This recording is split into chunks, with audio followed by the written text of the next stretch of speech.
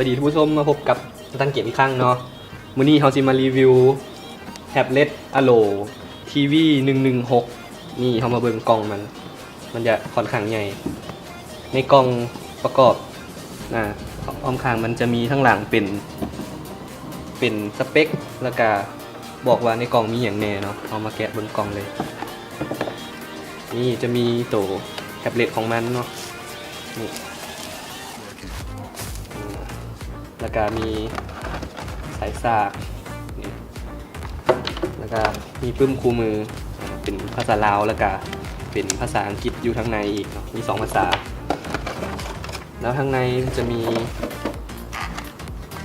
ล็อกกิ้งคีย์บอร์ดแถมมาอีกอันหนึ่งนี่มาแกะให้เบิ่งสำหรับรายละเอียดสเปคเครื่องของ Allo TV 116เนาะมันจะประกอบด้วยกับ CPU Betel TCR เนาะความไว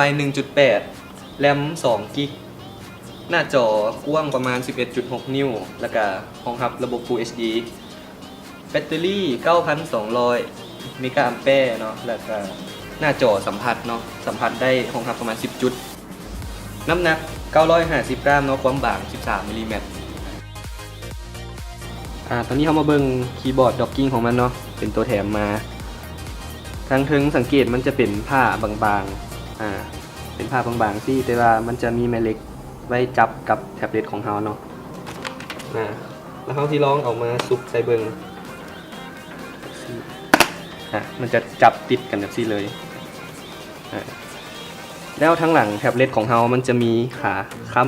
ำให้หน้าจอเราตั้งกับพื้นได้ค้ำจะได้ประมาณนี้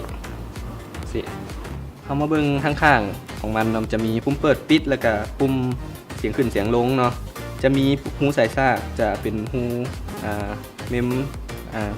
ตัวนี้เป็นพอร์ต USB 3.0 เนาะตัวนี้เป็นหูพอร์ตหูฟังเป็นหูมินิ USB มินิ HD แล้วข้างนี้จะมีหู USB อีกบอนหนึ่งเป็นหู USB 2.0 เราจะสังเกตทั้งลุมจะเป็นลำโพงเนาะลำโพงจะมี2ฝากจะ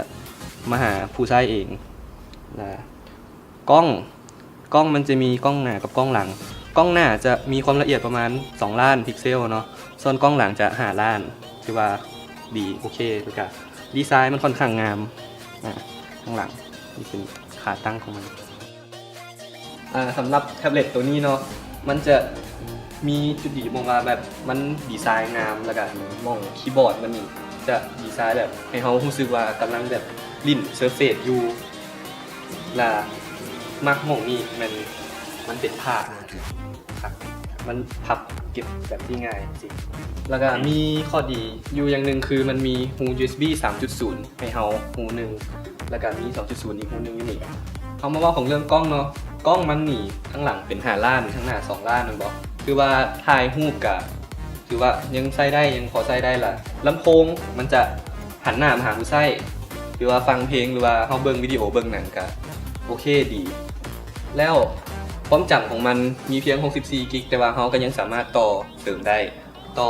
SD card หรือว่าต่อ USB เสริมได้สำหรับเรื่องกล้องตัวที่เขาทดลองใช้นี่มันบางครั้งมันจะบ่สามารถเปิดขึ้นได้เนาะเขาต้องได้รีบูตขึ้นใหม่มันจึงสามารถใช้ได้คือเก่า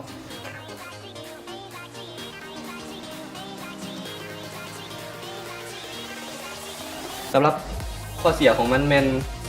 ทัชแพดนี่เวลาเราคมหรือว่าเน้นมันแห้งเกินไปมันจะบ่ค่อยสมูทหรือว่ามันจะกระตุกหรือว่าข้างหู USB ตัวที่เราหับมาลองใช้อยู่นี่เวลาเราซุปฮาร์ดดิสก์เสริมเข้าไปมันจะเฮ็ดให้เครื่องเรามันดับแล้วข้อเสียอีกอย่างหนึ่งความจำของมันจะมีเพียงแต่64 กิกคีย์บอร์ดที่แถมมาให้นี่มันจะบ่มีความจำเสริมเป็นฮาร์ดดิสก์เสริมให้แท็บเล็ตตัวนี้เนาะมันจะบ่มีการเปิดใช้แท็บเล็ตโหมดมันจะเฮ็ดให้เวลาเราใช้เวียกในการใช้แท็บเล็ตเวลาเราบ่ต่อคีย์บอร์ดมันจะบ่ค่อยสะดวกปานใดสรุปแล้วแท็บเล็ตตัวนี้มันจะเหมาะกับคนที่บ่อย